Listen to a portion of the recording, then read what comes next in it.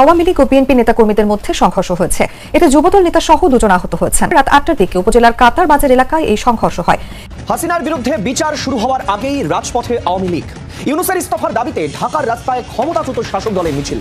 এদিকে দলনেত্রীর বিরুদ্ধে বিচার পর্ব শুরুর আগেই রাজপথে নামল আওয়ামী লীগ। অন্তর্বর্তী সরকারের প্রধান মোহাম্মদ ইউনূসের পদত্যাগের দাবি জানান ছাত্রলীগের সদস্যরা। এনটিএমসি কিংবা সামরিক গোয়েন্দা সংস্থা ডিজিএফআই তারা কি এনসিপির সর্বনাশ ডেকে আনতে চাইছে? তারা কি এনসিপির এই সব গুণধর নেতাদের গুণ ফাঁস করে দিতে চাইছে? শুধুমাত্র আহত এবং নিহতদের পরিবারকে সহায়তা করাই সরকারের উদ্দেশ্য নয়, বরং ইতিহাসকে বিকৃতভাবে বা ইতিহাসকে খণ্ডিত করা অথবা ইতিহাসের বিভিন্ন পর্যায়ে বিভ্রান্তিকরভাবে আমাদের সামনে উপস্থাপন করা সরকারের অন্যতম একটি লক্ষ্য। দর্শক, শেখ হাসিনার বিচার প্রক্রিয়া চলছে। শেখ হাসিনা সহ আওয়ামী লীগের অনেক নেতাকর্মীদেরই বিচার প্রক্রিয়া চলছে আন্তর্জাতিক অপরাধ ট্রাইব্যুনালে। শেখ হাসিনাকে কি আদৌ সরকার ভারত থেকে ফিরিয়ে আনতে চায়? আন্তর্জাতিক অঙ্গনের সহযোগিতা। সুপ্রিয় দর্শক, আসসালামু আলাইকুম। আশা করছি সবাই ভালো আছেন। আমন্ত্রণ একটি গুরুত্বপূর্ণ নিউজ আপডেটে। দর্শক, আমাদের ভিডিও প্রথম অংশ দেখে বুঝতে পেরেছেন আসলে কোন দিক কোন বিষয়টি ইঙ্গিত করছে। তো দর্শক, এই বিষয় নিয়ে আমরা বেশি কথা বলছি না, চলুন দেখে আসি কাঙ্ক্ষিত ভিডিও, তারপরে এই বিষয় নিয়ে আপনাদের সামনে কথা বলছি। ফোন রেকর্ড আমরা ফাঁস হয়ে যেতে দেখেছি। সেসব ফোন রেকর্ডের বেশিরভাগই সংবাদপত্র অফিসে সংবাদ মাধ্যমের কাছে চলে এসেছিল সামরিক গোয়েন্দা সংস্থা কিংবা এনটিএমসি, ওই যে ন্যাশনাল টেলিকমিউনিকেশন মনিটরিং সেন্টার, যার মাধ্যমে টেলিফোনে আড়ি পাতার সর্বাধুনিক প্রযুক্তি নিয়ে আসা হয়েছিল এবং টেলিফোনে আড়ি পাতা হচ্ছিল।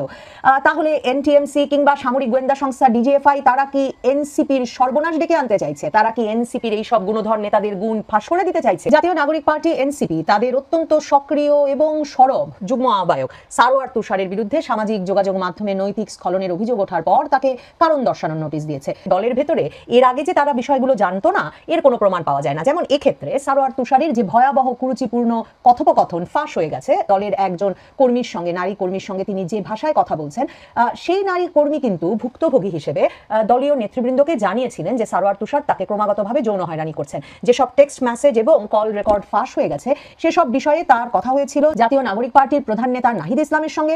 নাহিদ ইসলাম তাকে অন্য 2 জন নেতার সঙ্গে কথা বলতে দেন। আর এই নারী ভুক্তভোগী সবচেয়ে বড় যে কথাটা বলেছেন যে তিনি গিয়েছিলেন দলের নারী মুখপাত্র মানে সামান্থা শারমিনের কাছে এই সারোয়ার তুষার যে তাকে যৌন হয়রানি করছেন সে বিষয়ে অভিযোগ তুলে ধরতে বা একটা সুরাহা করতে।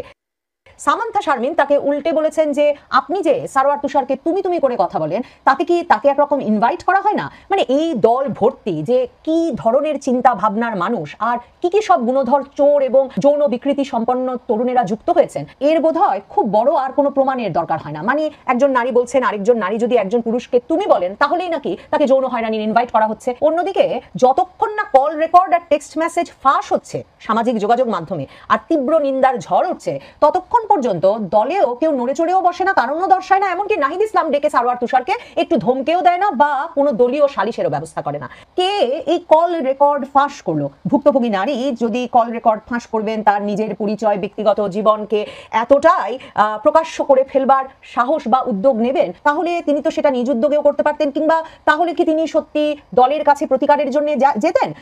দেখুন, এ ধরনের কল রেকর্ড টেক্সট মেসেজ সাধারণত কোন পরিস্থিতিতে ফাঁস হয়ে যায় সেটা আমার ধারণা সাংবাদিক জাহাওয়াদ নির্ঝরও আমার সঙ্গে হয়তো একমত হবেন যে সাধারণভাবে এই কল রেকর্ড টেক্সট মেসেজগুলো সাংবাদিকদের কাছে, সংবাদ মাধ্যমের কাছে, সামাজিক যোগাযোগ মাধ্যমে কিংবা সংবাদ মাধ্যমে ছড়িয়ে দেওয়ার জন্য আসে গোয়েন্দা সংস্থার কাছ থেকে, সামরিক গোয়েন্দা সংস্থার কাছ থেকে। গত কয়েক বছর যাবত আমরা যত আলোচিত ফোন কনভারসেশন দেখেছি, শেখ হাসিনা খালেদা জিয়ার ফোন কনভারসেশন থেকে শুরু করে যত ফোন রেকর্ড আমরা ফাঁস হয়ে যেতে দেখেছি, সেসব ফোন রেকর্ডের বেশিরভাগই সংবাদপত্র অফিসে সংবাদ মাধ্যমের কাছে চলে এসেছিল সামরিক গোয়েন্দা সংস্থা কিংবা এনটিএমসি, ওই যে ন্যাশনাল টেলিকমিউনিকেশন মনিটরিং সেন্টার, যার মাধ্যমে টেলিফোনে আড়ি পাতার সর্বাধুনিক প্রযুক্তি নিয়ে আসা হয়েছিল এবং টেলিফোনে আড়ি পাতা হচ্ছিল। তাহলে এনটিএমসি কিংবা সামরিক গোয়েন্দা সংস্থা ডিজিএফআই তারা কি এনসিপির সর্বনাশ ডেকে আনতে চাইছে? তারা কি এনসিপির এই সব গুণধর নেতাদের গুণ ফাঁস করে দিতে চাইছে? 2021 থেকেই যেহেতু রাষ্ট্রচিন্তার নেতা হিসেবে এ ধরনের হয়রানি করার গুণ সারোয়ার তুষারের ছিল, আছে বলে জানা আছে পরিচিত পরিসরে, সে কারণেই কি সারোয়ার তুষারের ওপর নজর রাখা হচ্ছিল, তার ফোনে আড়ি পেতে এই টেলিফোন কনভারসেশন নিয়ে শেষ পর্যন্ত সেটা সংবাদ মাধ্যমে প্রকাশ করে দেওয়া হলো, সামাজিক যোগাযোগ মাধ্যমে প্রকাশ করে দেওয়া হলো সেই সময়ে যখন এনসিপি ঠিক বুঝে উঠতে পারছে না তারেক রহমানের সাথে ডক্টর ইউনূসের লন্ডন বৈঠকের পর তারা কি অবস্থান নেবে? জুলাই সনদের মাধ্যমে তারা সংবিধান বাতিল চায়, রাষ্ট্রপতি এবং সশস্ত্র বাহিনীর প্রধানদের অর্থাৎ সেনা, নৌ, বিমান বাহিনী প্রধানের অপসারণ চায়, সামরিক কর্তৃত্বে, সামরিক নেতৃত্বে বড় ধরনের রদবদল চায়। এই অবস্থায় এনসিপিকে একটু ভড়কে দেওয়া, এনসিপিকে একটু নিয়ন্ত্রণের মধ্যে নিয়ে আসা, কিংবা আর যারা যারা যা করছেন, যারা যারা তানভীরের মতো চুরি করছেন শত শত কোটি টাকা, কিংবা যারা যারা সারোয়ার তুষারের মতো একদিকে সংস্কারের বাংলাদেশ, নতুন বাংলাদেশের বড় বড় কথা টক শোতে গিয়ে বিভিন্ন ফোরামে গিয়ে বলে বলে আসছেন, অথচ নিজেরা সরাসরি নিজ দলের নারী কর্মীদেরকে এভাবে হয়রানি করছেন, তারা একটু ভড়কে যাবেন, সাবধান হবেন, কিংবা নিচুস্বরে কথা বলবেন, সেটা এই সময়ে কে চাইতে পারে? অনেক ক্ষেত্রেই সামরিক গোয়েন্দা সংস্থা কিংবা এনটিএমসিকে দিয়ে এই মনিটরিং গুলো তো সরকারের তরফ থেকে করানো হয়। মানে অন্তর্বর্তীকালীন সরকারের তরফে বলা হয়নি তো যে এনসিপি জাতীয় নাগরিক পার্টি ডক্টর ইউনূসের নিজ দল, কিন্তু তাকেই কোনোভাবে নিয়ন্ত্রণে রাখা যাচ্ছে না, তার দাবি দাওয়াকে কোনোভাবে একটা যুক্তিসঙ্গত ফ্রেমওয়ার্কের মধ্যে আনা যাচ্ছে না। সে কারণেই কি এদের দলীয় নেতাকর্মীদের প্রত্যেকটি পদক্ষেপের দিকে সামরিক গোয়েন্দা সংস্থা নজর রাখছে, এনটিএমসি টেলিফোনে আড়ি পাচ্ছে এবং সময় মতো আরো নানা প্রমাণাদি হাজির হবে। এই প্রমাণাদির হাজির হতে শুরু করলে জাতীয় নাগরিক পার্টি, এনসিপি কি সত্যি টিকতে পারবে? যে ধরনের অন্যায়, যে ধরনের ফৌজদারি অপরাধ প্রকাশ্যে গত 10 মাসে তারা করে গেছেন। হাসিনার বিরুদ্ধে বিচার শুরু হওয়ার আগেই রাজপথে আওয়ামী লীগ। ইউনূসের ইস্তফার দাবিতে ঢাকার রাস্তায় ক্ষমতাচ্যুত শাসক দলের মিছিল। এদিকে এপার বাংলায় বসেই ওপার বাংলায় প্রত্যাবর্তনের কৌশল জানালেন ছাত্রলীগের সভাপতি সাদ্দাম হোসেন। জি24 ঘন্টা এক্সক্লুসিভ প্রতিবেদন। বাংলাদেশের ক্ষমতাচ্যুত প্রধানমন্ত্রী শেখ হাসিনার বিরুদ্ধে বিচার শুরু করতে চলেছে সেদেশের আন্তর্জাতিক অপরাধ ট্রাইব্যুনাল। আগামী 7 দিনের মধ্যে হাসিনা হাজির না হলে তার অনুপস্থিতিতেই বিচার শুরু হবে বলে জানিয়েছেন ট্রাইব্যুনালের বিচারপতি। এদিকে দলনেত্রীর বিরুদ্ধে বিচার পর্ব শুরুর আগেই রাজপথে নামল আওয়ামী লীগ। সোমবার ভোরে রাজধানী ঢাকার শাহবাগে মিছিল করে আওয়ামী লীগের ছাত্র সংগঠন। সেদেশের অন্তর্বর্তী সরকারের প্রধান মোহাম্মদ ইউনূসের পদত্যাগের দাবি জানান ছাত্রলীগের সদস্যরা। আওয়ামী লীগ নিষিদ্ধ হওয়ার আগেই বাংলাদেশে নিষিদ্ধ ঘোষণা করা হয় ছাত্রলীগকে। তাদের এই ঝটিকা মিছিলে ক্ষুব্ধ ইউনূস বাহিনী। এদিকে এপার বাংলায় বসেই ওপার বাংলায় প্রত্যাবর্তনের লক্ষ্যে নেমে পড়েছে শেখ হাসিনার দলের বেশ কয়েকজন সদস্য। কিন্তু কিভাবে হবে প্রত্যাবর্তন? কোন কৌশলে বাংলাদেশে ফিরবে আওয়ামী লীগ? জি24 ঘন্টায় এইসব প্রশ্নের উত্তর দিলেন ছাত্রলীগের সভাপতি সাদ্দাম হোসেন। বাংলাদেশে ক্রমেই দুর্বল হচ্ছেন ইউনূস এবং তার শাগরেদরা। সেই সুযোগে প্রত্যাবর্তনের অপেক্ষায় হাসিনার দল। আগামী দিনে আরও একটা পালাবদল দেখবে ওপার বাংলা। কিশোরগঞ্জের পাকুন্দিয়ায় আওয়ামী লীগ ও বিএনপি নেতাকর্মীদের মধ্যে সংঘর্ষ হয়েছে। এতে যুবদল নেতা সহ 2 জন আহত হয়েছেন। মঙ্গলবার রাত 8টার দিকে উপজেলার কাতার বাজার এলাকায় এই সংঘর্ষ হয়। দর্শক, শেখ হাসিনার বিচার প্রক্রিয়া চলছে। শেখ হাসিনা সহ আওয়ামী লীগের অনেক নেতাকর্মীদেরই বিচার প্রক্রিয়া চলছে আন্তর্জাতিক অপরাধ ট্রাইব্যুনালে। সেটাকে কেন্দ্র করে নতুন নতুন অনেক আলোচনা সামনে আসছে। এবার শেখ হাসিনার নামে পত্রিকায় বিজ্ঞপ্তি দেওয়া হয়েছে। তার ঢাকার যে বাড়ি সুধা সদন, গণভবনের বাইরে তার নিজস্ব বাড়ি সুধা সদন, সুধা সদনের ঠিকানায় চিঠি পাঠানো হয়েছে।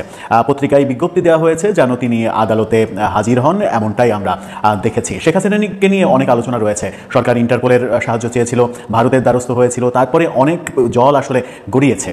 এখানে অনেক ধরনের প্রশ্ন সামনে এসেছে।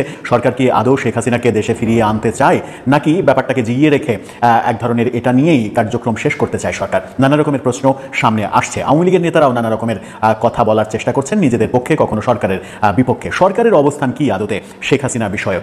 সবথেকে গুরুত্বপূর্ণ প্রশ্ন যেটা, সেটা হচ্ছে যে শেখ হাসিনাকে কি আদৌ সরকার ভারত থেকে ফিরিয়ে আনতে চায়? সেই দিকে সরকারের মনোযোগ রয়েছে? আন্তর্জাতিক অঙ্গনের সহযোগিতা কিংবা সাপোর্ট কি সরকারের রয়েছে? শেখ হাসিনাকে আদৌ সরকার ফিরিয়ে আনতে চায় কিনা, নাকি এই ব্যাপারটাকে জিইয়ে রেখে সরকার তাদের যে মেয়াদ, সেই মেয়াদটা পূর্ণ করে নির্বাচন দিয়ে চলে যেতে চায়? সেটা একটা গুরুত্বপূর্ণ প্রশ্ন।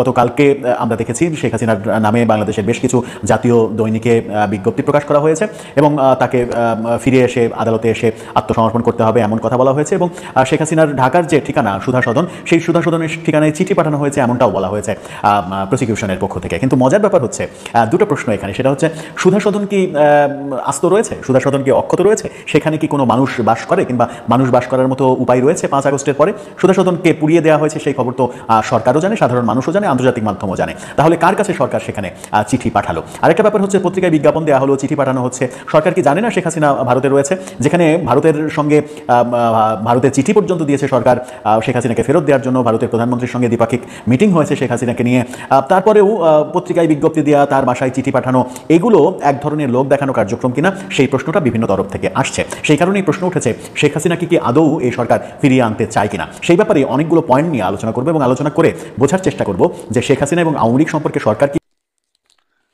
তো দর্শক, এই ছিল আজকের ভিডিও। আশা করছি সম্পূর্ণ ভিডিও দেখেছেন। দর্শক, আসলে সম্পূর্ণ ভিডিও দেখে বুঝতে পেরেছেন আসলে কোন দিক ঠিক আজকের নিউজটি ইঙ্গিত করছিল। দর্শক, আপনাদের মাঝে বেশ কয়েকটি গুরুত্বপূর্ণ নিউজ অর্থাৎ ভিডিও নিয়ে হাজির হয়েছিলাম। যারা সম্পূর্ণ ভিডিও দেখে বুঝতে পেরেছেন তারা অবশ্যই বুঝতে পেরেছেন আসলে বর্তমান প্রেক্ষাপট কি অবস্থা। দর্শক, আমাদের ভিডিও সম্পর্কে আপনার মূল্যবান মতামত অবশ্যই কমেন্টস করে জানিয়ে দিন। নতুন হলে অবশ্যই সাবস্ক্রাইব করে আমাদের পাশে থাকুন পরবর্তী আপডেট পাওয়ার জন্য। সে পর্যন্ত সবাই ভালো থাকবেন, সুস্থ থাকবেন। আল্লাহ হাফেজ। এখানে বিদায় নিচ্ছি। দেখা হচ্ছে নতুন কোনো নিউজ, নতুন কোনো লাইভ। সে পর্যন্ত সবাই ভালো থাকবেন। ধন্যবাদ।